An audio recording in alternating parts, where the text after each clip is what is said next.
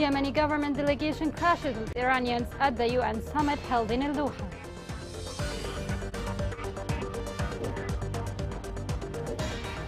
Fire accidents continue to plague displaced camps of Ma'rib Governorate.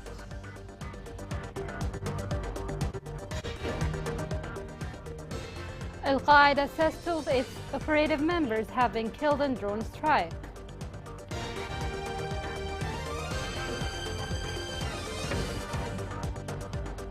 Welcome to Yemen Today TV. This is the English news with me, Injil Zazi. The Yemeni delegation participating in the 5th United Nations Conference on the least developed countries held in Al-Doha withdrew while the representative of Iranian delivered his country's speech. This came as an expression of Yemen's protest against the continued Iranian support for the terrorist Houthi militia. This report has more. The Yemeni delegation, headed by the member of the Presidential Leadership Council, Othman Majalli, withdrew from the United Nations conference in the Qatari capital Doha during the speech of the head of the Iranian regime's delegation. A video clip documented the moment the Yemeni delegation withdrew, which left the whole of the 5th United Nations Conference on the least developed countries, with the start of the speech of the Iranian representative. The withdrawal of the delegation headed by the member of the PLC, Othman Majalli, came as an expression of the Republic of Yemen's protest against the continued Iranian support for the terrorist Houthi militia that kills Yemenis and practices the most heinous crimes and violations against them in full view of the world. Othman Majalli said from Doha that Yemen is living in exceptional circumstances, the reasons for which are not scarcity of resources, but rather the coup and the war waged by the terrorist Houthi militia against the Yemeni people. He added that the militia were trained and funded by the Iranian regime. Majalli spoke about terrorist and racist movements established by Iran in the Arab countries to spread chaos and control over the region, its countries and its capabilities. He also referred to Iran's continued sabotage practices in Yemen, accusing Tehran of sending gifts of death that kill Yemeni people. France has expressed its concern about the grave humanitarian situation in Yemen. France affirmed that only a comprehensive political solution can put an end to the war, reaffirming its full support for the efforts of the United Nations to promote dialogue. France called for an end to the restrictions imposed by the Houthis on United Nations workers and also called on the Houthis to respect the rights of women. The Yemeni delegation discussed with the Japanese Agency for International Cooperation the developing bilateral partnership. The delegation stressed the need for cooperation in the fields of infrastructure and rehabilitation, pointing to the importance of reopening an office for JICA in Aden. Amnesty International renewed its call to the terrorist Houthi militia to terminate the death sentences against 4 Yemeni journalists. The organization indicated that the 4 journalists have been prevented from their human rights during their 7-year detention period. It added that they were subject to a series of violations, enforced disappearance, and being denied access to medical care and family visits.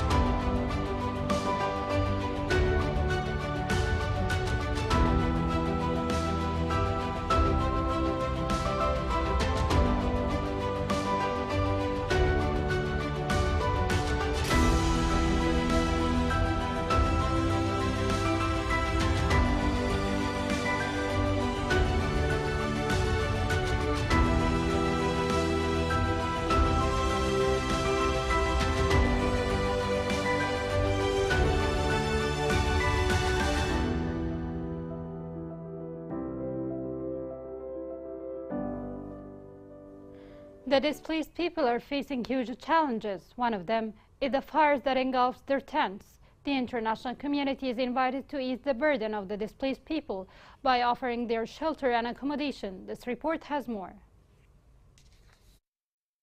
These are the remains of Abdullah Ka'lan's property and his family, after the fire devoured his tent and turned it into a pile of ash in El Mil camp in Ma'rib Governorate. The fire destroyed all his possessions, from a refrigerator, washing machine, air conditioners, furniture and clothes, that he is unable to replace again. It is the repeated tragedy of the displaced with the fires that devour what remains for them of the necessities of life. There is no day passes without fire devours in one of the camps, and families become homeless again. This is the case of Abdullah's family that has become in the open, waiting for a compensation even for a part of what the fires took. We had an electric short circuit.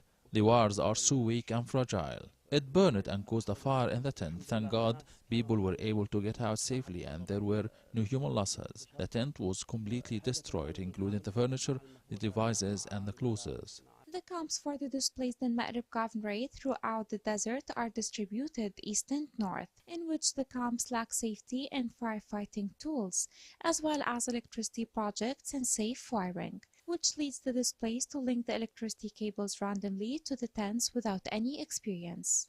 This is the reason that stands behind every fire here, and families suffer great losses from one moment to another without any compensation. These fires inside the displaced camps take place as authorities do not provide us with a safe and proper electricity services. The displaced people turn to other ways and methods to link the wires together and deliver electricity in their tents, which causes fires later on. Every week we hear about a fire in one of the camps. According to the administration of the displaced people in Ma'rib, the victims of fires in the camps have reached more than 280 families, who have lost all their possessions and shelters since the year 2020 till 2022, while the number of those affected during the past 3 months of this year reached more than 13 families, who lost everything they have. Despite the clear reasons for the outbreak of fires and possible solutions, the concerned parties and humanitarian organizations do not seem serious in ending the continuous suffering of the displaced. A long-term tragedy is affected by more than 3 million displaced people in Ma'rib, and the continuous suffering and struggle for survival, many factors that have exhausted the displaced families who lost hope to return to their homes, after the chances of peace and end of war have shrunk on the doorstep of the 9th year. 2 senior Al-Qaeda figures were killed last month in a suspected U.S. airstrike in Ma'rib. The strike shed light again on the threat of Al-Qaeda in the Arabian Peninsula and Yemen in particular. This report has more details. The Arabian Qadis Peninsula branch announced last month that 2 of the extremist group's agents, including its media chief, were killed by a suspected U.S. drone in central Yemen. This announcement came on militant websites used by the extremist group. It's alleged that a U.S. drone strike killed the group's media chief, along with another Al-Qaeda member. Also in January, a suspected U.S. strike killed 3 Al-Qaeda members in Yemen. On the other hand, the CIA did not comment on the suspected attack. According to Al-Qaeda, Hamid al-Tamimi, the terror group's media chief, and another Al-Qaeda member were killed in their house by a U.S. strike in central Ma'rib. The 2 attacks cast doubt on the U.S. drone program in Yemen, which began approximately 20 years ago. Al-Qaeda in the Arabian Peninsula, or ACAP, is active in numerous locations of Yemen, including Ma'rib and other remote districts.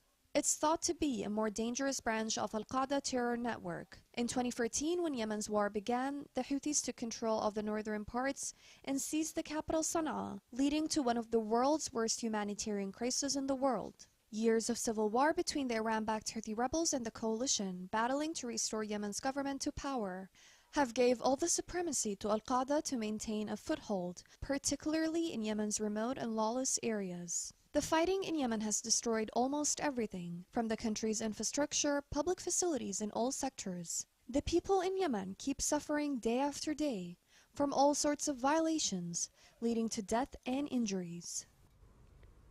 Massam Project for Demining announced the clearance of more than 4,000 mines during February. Massam said the total number of cleared mines since the start of Massam has reached about 390,000 mines. Coming next in the news.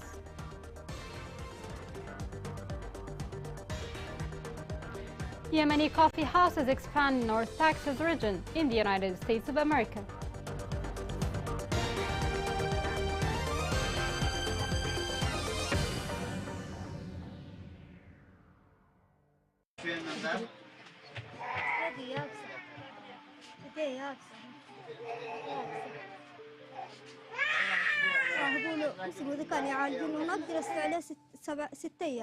So they're giving you nutrition for him? قالوا لي سلمي له ما عنده ديله تاتو بطاك الاسبوع يقول 15 ودحين تركه مدري هي هبول له مدري لا يا صعب علينا بعض الحين بنحصلوا له حتى 10 ريال والله معانا قال له حقه من نشتري. And what's the problem with his hands? What happened? ياكلها بس ينالوا لما يسيل دم. Oh my gosh, it's red raw. Why is he eating his fingers? ياكلها بنفسه كذا يمسكها وياكلها لما يسيل دم. بعض الحين مراها لقدي يسيل دم من هنا من سنة لحتى ينكع مضلعه. الحين ما أحس الحين معه ولا قال لهم هاسوي. الحين ما راهن جاع هم ما بهن. Welcome back. A human rights team discussed with the United Nations the violations of the terrorist Houthi militia against children in Yemen. They discussed Houthi violations against children in the areas they controlled, such as depriving them of the right to education, recruiting children, and endangering their lives. An international committee revealed that more than 190 children in Houthi-controlled areas were paralyzed during the last year. They said the cases were reported as a result of infection with the polio virus. The committee called on the Houthi rebels to deal urgently to any misleading information about the vaccine.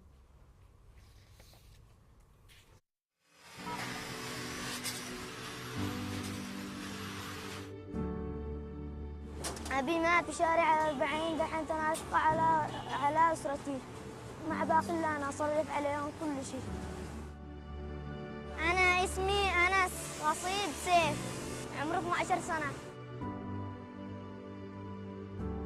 أنا أشتغل بورشة حديد من الساعة 7 للساعة 6. أحيانا أسرع أحيانا أقص أحيانا أرنق أحيانا أنقش أي حاجة أنا أعمل. لا الساعة لما تدين الساعة 6 أوقف.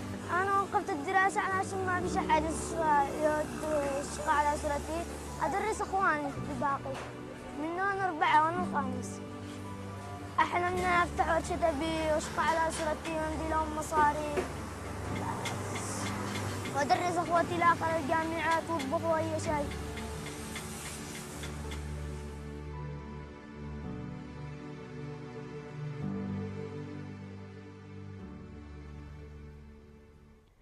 The International Organization for Migration reported the displacement of more than 1,000 families in the first 2 months of the current year. The organization said that about 10,000 people were displaced in the period from January to March. In Shabwa Governorate, the open market for Ramadan products was open to help families during the blessed month. More is in the following report. The activities of the second Ramadan exhibition, organized by the Yemeni Economic Corporation in coordination with the Office of Industry and Trade and the Chamber of Commerce, were inaugurated in the city of Atak in Shabwa Governorate. The exhibit ran under the slogan, "Economic stability in the country relies on the public and private sector's cohesion." The Governorate's Undersecretary Ali Al-Kindi cut the ribbon to mark the start of the exhibition, which will run for 16 days and will feature local and national firms and commercial organizations. We hope that merchants and marketeers put in the necessary work to ensure that this exhibition truly helps customers. We want visitors to walk out satisfied with the prices in this exhibit. The exhibition was held to alleviate the suffering of Yemeni civilians in light of the difficult economic conditions. Targeting low-income citizens, the exhibit offers discounts up to 30% on present time. We hope our efforts can live up to citizens' expectations, particularly in the weeks leading up to Ramadan, when demands are highest. The exhibition, which is held in the hall of the late Adil Al-Asam, includes a group of pavilions that provide foodstuffs, Ramadan commodities, and all the requirements of the holy month, provided by producing companies and all commercial agencies.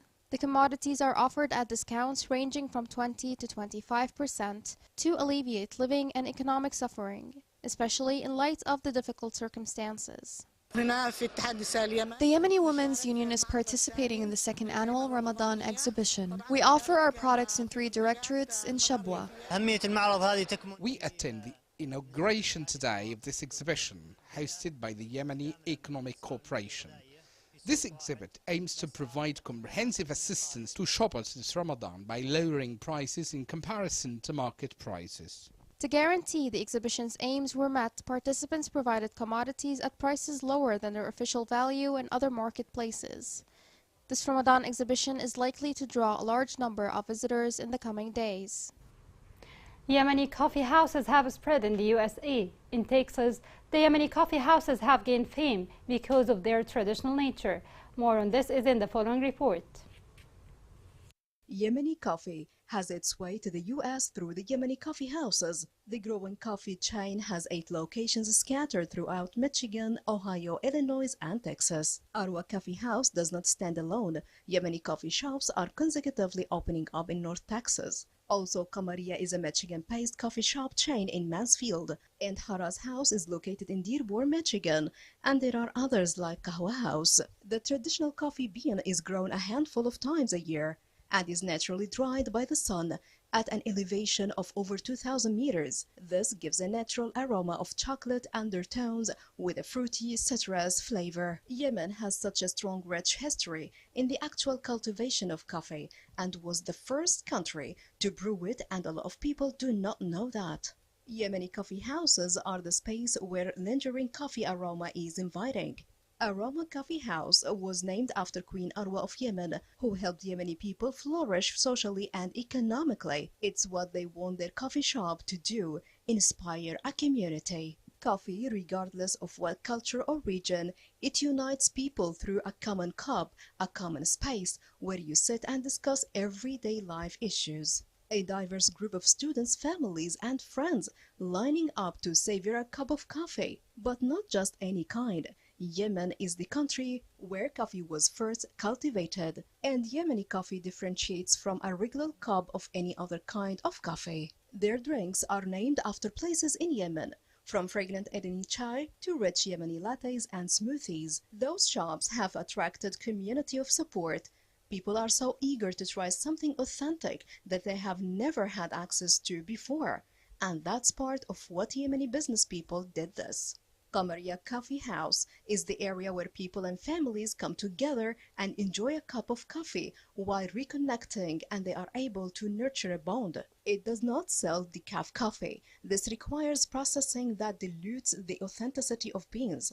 It has a selfless mission and plans to host charity events at the coffee shop for artists to put up their artwork to auctions off. Haraz Coffee House in Dearborn, Michigan, has a drive to revive a culture by selling Yemeni coffee beans. The owner did the only thing he could think of. He opened the coffee shop. 2 hours before the opening, the parking lot was full. It's a similar buzz to how customers line up outside a Yemeni coffee house, or drive to Mansfield, Texas or Dearborn to have a cup of unforgettable taste of coffee. What began as a thirst for Yemeni people to honor their heritage has naturally drawn a connection with the community and a new understanding of coffee. Here is a reminder of the main headlines. Yemeni government delegation clashes with Iranians at the UN summit held in El Doha.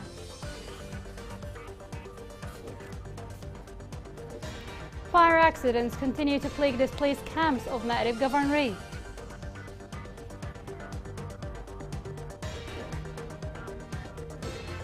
Al-Qaeda says 2 of its operative members have been killed in drone strike.